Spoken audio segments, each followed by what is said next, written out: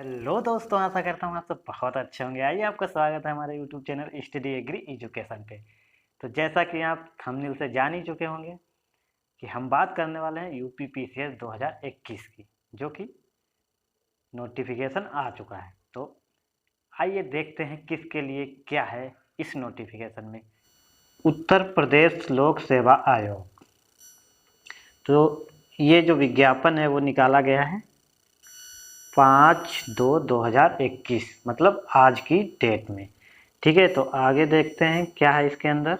तो सम्मिलित राज्य प्रवर अधिनिष्ठ सेवा पीसीएस परीक्षा 2021, इसमें जो है सहायक वन संरक्षक, क्षेत्रीय वन अधिकारी, आरएफओ एन सेवा परीक्षा 2021 ऑनलाइन आवेदन करने की जो तिथि है वो आज से मतलब 5/2/2021 से स्टार्ट हो चुकी है। और जो इसकी ऑनलाइन परीक्षा शुल्क जमा करने की जो अंतिम तिथि है वो है 2/3/2021 एंड इसकी जो लास्ट डेट है फॉर्म की वो है 5/3/2021। मतलब कहने का ये है कि 5 फरवरी 2021 से फॉर्म ऑनलाइन होना शुरू हो जाएगा और 5 मार्च 2021 को ये लास्ट डेट होगा इस फॉर्म का। ठीक है, तो इसके अंदर बहुत सारी पोस्ट आई हुई है।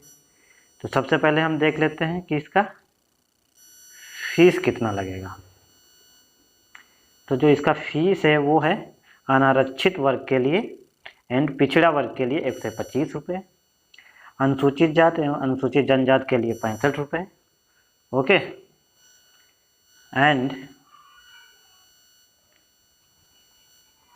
दिव्यांग श्रेणी के जो स्टूडेंट हैं उनके लिए है इसका फीस 25 रुपये, भूतपूर्व सैनिक के लिए 65 रुपये, स्वतंत्रता संग्राम सेनानी के आश्रित महिला के लिए अपनी मूल श्रेणी के अनुसार ही पैसा देना होगा। ठीक है, तो ये बात थी कि कितना फॉर्म फीस है। अब हम देखते हैं कि कितनी पोस्ट आई हुई हैं।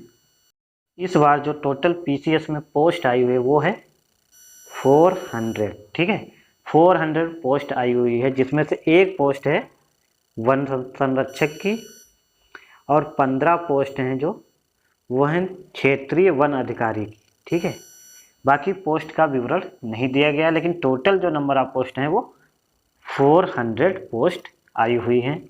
और जिनका ग्रेड पे रहेगा सिर्फ केवल नायब तहसीलदार ग्रेड पे जो है वो 4200 रहेगा। बाकी सबका जो ग्रेड पे है कुछ पोस्टों का 4600 है एंड कुछ पोस्टों का 5400 ग्रेड पे रहेगा। तो ये था नंबर ऑफ पोस्ट और ग्रेड पे के बारे में।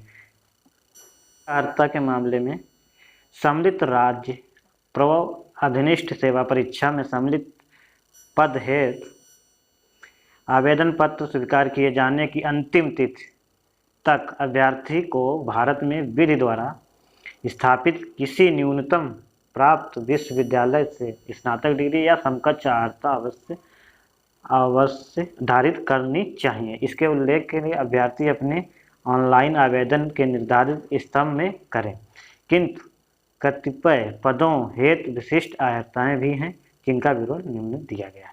तो अब हम बात करते हैं कि कौन कौन सी पोस्ट है और उसके लिए क्या एलिजिबिलिटी है। तो सबसे पहले आप देख लीजिए, उप निबंधक सहायक अभियोजन अधिकारी या ये परिवहन से संबंधित है, विधि स्नातक होना चाहिए। जिला बेसिक शिक्षा अधिकारी तथा जिला विद्यालय निरीक्षक एवं अन्य समकक्षीय पदों के लिए स्नातकोत्तर मतलब पोस्ट ग्रेजुएशन डिग्री आपकी कंप्लीट होनी चाहिए। जिला लेखा परीक्षा अधिकारी, वित्त लेखा परीक्षा अधिकारी के लिए वाणिज्य में आपका स्नातक होना चाहिए। फिर सहायक नियंत्रक विधिक माप विज्ञान श्रेणी फर्स्ट एंड श्रेणी सेकंड के लिए आप एक विषय के रूप में भौतिक या यांत्रिकी अभियंत्रण सहित विज्ञान में स्नातक होना चाहिए। अगला है सहायक श्रमायुक्त, तो वाणिज्य विधि या एक विषय के रूप में अर्थशास्त्र या समाजशास्त्र में आपका स्नातक होना चाहिए। उसके बाद है जिला कार्यक्रम अधिकारी, तो इसके लिए समाजशास्त्र या समाज विज्ञान या गृह विज्ञान या समाज कार्य में स्नातक होनी चाहिए। उसके बाद है वरिष्ठ प्रवक्ता जिला शिक्षा एवं प्रशिक्षण संस्थान, तो इसके लिए आपके पास पोस्ट ग्रेजुएशन की डिग्री होनी चाहिए तथा शिक्षा स्नातक भी होना चाहिए साथ में। फिर है जिला प्रोबेशन अधिकारी, तो मनोवैज्ञानिक व समाज शास्त्र या सामाजिक कार्य में स्नातकोत्तर की उपाधि होनी चाहिए। उसके बाद आगे देखते हैं। उसके बाद आपका है बाल विकास परियोजना अधिकारी, इसके लिए आपको समाज शास्त्र या समाज कार्य गृह विज्ञान में स्नातक उपाधि या सरकार द्वारा उसके समकक्ष मान्यता प्राप्त डिग्री होनी चाहिए। उसके बाद है आपका खाद्य सुरक्षा अधिकारी या अधिहित अधिकारी, इसके लिए आपका भारत में विधि द्वारा स्थापित किसी भी फूड टेक्नोलॉजी की डिग्री होनी चाहिए या फिर उसके समकक्ष की। जैसे आपके पास मान्यता प्राप्त किसी भी खाद्य प्रौद्योगिकी, डेयरी प्रौद्योगिकी, जैव प्रौद्योगिकी, ओके, जैव प्रौद्योगिकी, तेल प्रौद्योगिकी एंड कृषि विज्ञान या पशु चिकित्सा विज्ञान। कहने का मतलब है इस पोस्ट के लिए एग्रीकल्चर वाले भी एलिजिबल हैं, ठीक है। इसके बाद आप सांख्यिकी अधिकारी भी देख सकते। सांख्यिकी अधिकारी भारत में विधि द्वारा स्थापित किसी भी विश्वविद्यालय से गणित या गणित में आपका ग्रेजुएशन होना चाहिए, ठीक है।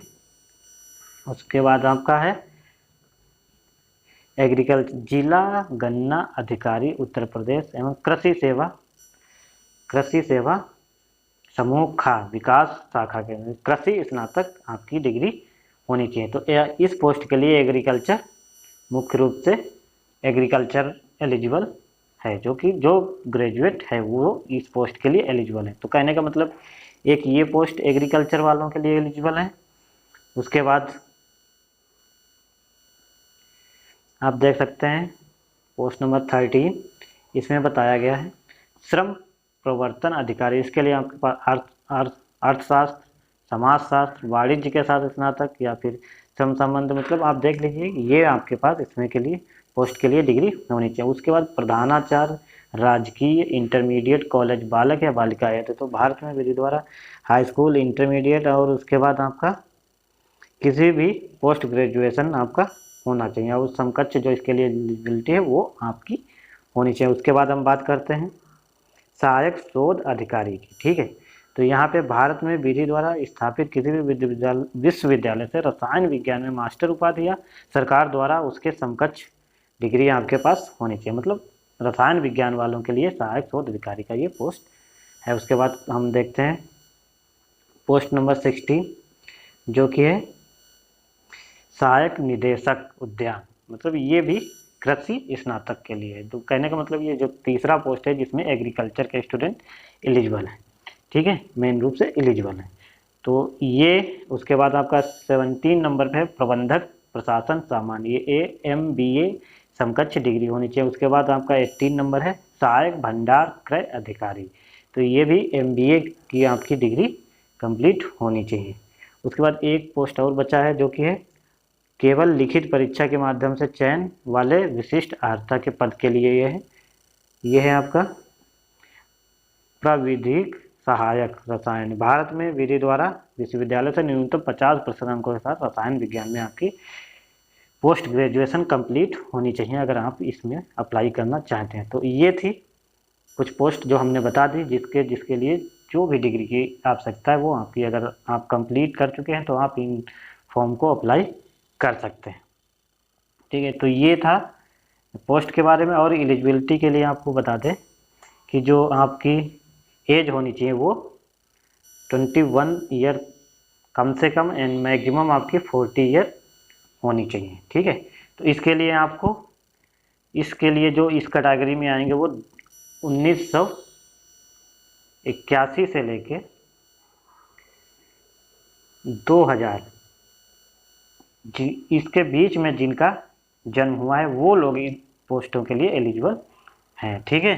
तो ये था एज, और बाकी जो एज रिलैक्सेशन होता है वो जो सरकार देती आ रही है वही आपको मिलेगा आपकी कैटेगरी के हिसाब से, ठीक है। तो ये था एलिजिबिलिटी एज का। और अब हम देख लेते हैं कि सिलेबस क्या है और कैसे कैसे पेपर आएंगे, क्या क्वेश्चन पूछे जाएंगे वो देख लेते हैं। परिशिष्ट नंबर 4 परीक्षा की योजना। ठीक है, तो यहाँ पे इन्होंने बताया है कि परीक्षा की योजना आपकी क्या रहेगी। तो ये देख लेते हैं, 3 स्तर में सम्मिलित की जाएगी। ठीक है, तो आपका जो फेज होगा 3 फेज में परीक्षा आपकी कंप्लीट होगी। फर्स्ट प्रारंभिक परीक्षा, मेन परीक्षा एंड सबसे लास्ट में आपका इंटरव्यू या साक्षात्कार रहेगा। ठीक है, तो इस तरह से आप तीनों परीक्षाओं को कंप्लीट करने के बाद आप जॉब के लिए एलिजिबल, जॉब करने के लिए एलिजिबल हो जाते हैं। ठीक है, तो प्रारंभिक परीक्षा के बारे में हम सबसे पहले देखते हैं। तो इसमें बताया गया है कि सहायक वन संरक्षक क्षेत्रीय वन अधिकारी सेवा परीक्षा है। प्रारंभिक परीक्षा 2 अनिवार्य प्रश्न पत्र की होगी, जिनके उत्तर प्रत्येक OMR सीट में आपको देने होंगे, जिसमें कि ये बताया गया है कि जो प्रत्येक प्रश्न पत्र जो होगा वो 200 अंक का, 200 अंकों के दोनों के 2-2 घंटे के अवधि के होंगे। ठीक है, तो इसमें आपको 2 पेपर देने हैं। जो पहला पेपर रहेगा उसमें 150 क्वेश्चन रहेंगे और जो सेकंड पेपर रहेगा उसमें 100 क्वेश्चन रहेंगे।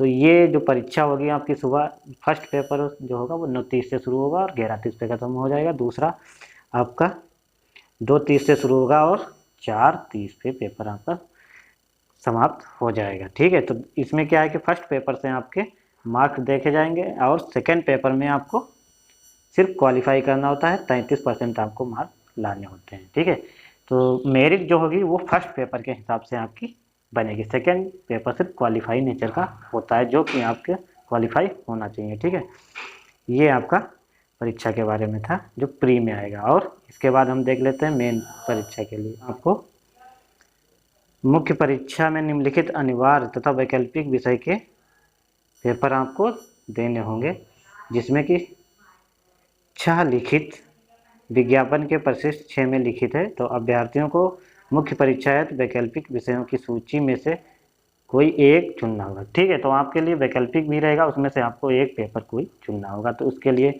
अनिवार्य विषय जो रहेंगे वो आपके रहेंगे सामान्य हिंदी, उसके बाद 150 अंक का रहेगा, फिर निबंध 150 अंक का रहेगा, फिर सामान्य हिंदी प्रश्न पत्र फर्स्ट रहेगा 200 अंक का रहेगा, फिर सेकंड जो रहेगा वो भी 200 अंक का रहेगा सामान्य अध्ययन, और थर्ड 200 अंक का रहेगा, और फोर्थ भी 200 अंक का रहेगा। तो वैकल्पिक विषय में आपको एक विषय चुनना होगा। जिस सब्जेक्ट से आपने यूजी कर रखी है, पीजी कर रखी है, वही सब्जेक्ट आपको वैकल्पिक, या जो आपको पसंद आए वो आप वैकल्पिक विषय के रूप में चुन सकते हैं, जिसमें कि 1 से लेके 29 सब्जेक्ट दिए हुए हैं। आपको जो भी लेना है, जो आपकी सुविधा के हिसाब से, वो आप अपना वैकल्पिक विषय चूज कर सकते हैं। ओके, प्री एग्ज़ाम का जो फर्स्ट पेपर होगा उसका सिलेबस आप देख लीजिए। तो फर्स्ट पेपर का जो सिलेबस है, राष्ट्रीय एवं अंतर्राष्ट्रीय महत्सामयिकी घटनाएं, भारत का इतिहास एवं भारतीय राष्ट्रीय आंदोलन, भारत एवं विश्व का भूगोल, भारतीय राजनीति एवं शासन। इस तरह से आप ये पूरा सिलेबस देख लीजिए। तो ये है आपका फर्स्ट पेपर का सिलेबस। इसका PDF हम अपने टेलीग्राम चैनल में, जिसका नाम है स्टडी एग्री एजुकेशन, उस पर डाल देंगे, आप वहाँ से देख सकते हैं। और ये सेकंड पेपर का जो सिलेबस दिया हुआ है, जिसमें कि कंप्रहेंसिव हिंदी, इंग्लिश और सारा कुछ दिया रहता है, जो कि आपको सिर्फ पासिंग मार्क होता है, इसको आपको पास करना रहता है। तो ये आपका हो गया प्री का सिलेबस। ठीक है, ये वाला, और ये फर्स्ट पेपर का है और ये सेकंड पेपर का है, और कुछ जो है ये सेकंड पेपर का सिलेबस है। तो इस तरह से आप PDF डाउनलोड कर लीजिएगा और वहाँ से आप आराम से अपना प्री एग्जामिनेशन का जो सिलेबस है वो देख सकते हैं। उसके बाद हम बात करते हैं मेन लिखित परीक्षा की। तो लिखित परीक्षा का भी सिलेबस यहाँ पे दिया हुआ है, जो कि आपको PDF में मिल जाएगा, वहाँ से आप देख लीजिएगा। तो ये है आपके सामान्य अध्ययन का जो पेपर होगा उसका। और आप जो विकल्पिक सब्जेक्ट लेंगे, जैसे मान लीजिए आप कृषि का विकल्पिक सब्जेक्ट लेते हैं, तो आपका ये सिलेबस सारा कुछ दिया हुआ है। तो आप जब PDF डाउनलोड कर लेंगे वहाँ से आपको सिलेबस मिल जाएगा। तो इस तरह से आप सिलेबस को अच्छे से देख सकते हैं, लिख सकते हैं और अपने तैयारी को शुरू कर सकते हैं। तो आशा करता हूँ आपको ये वीडियो पसंद आया होगा। तो लाइक करें, सब्सक्राइब करें और शेयर करना ना भूलें। जय हिंद, जय भारत।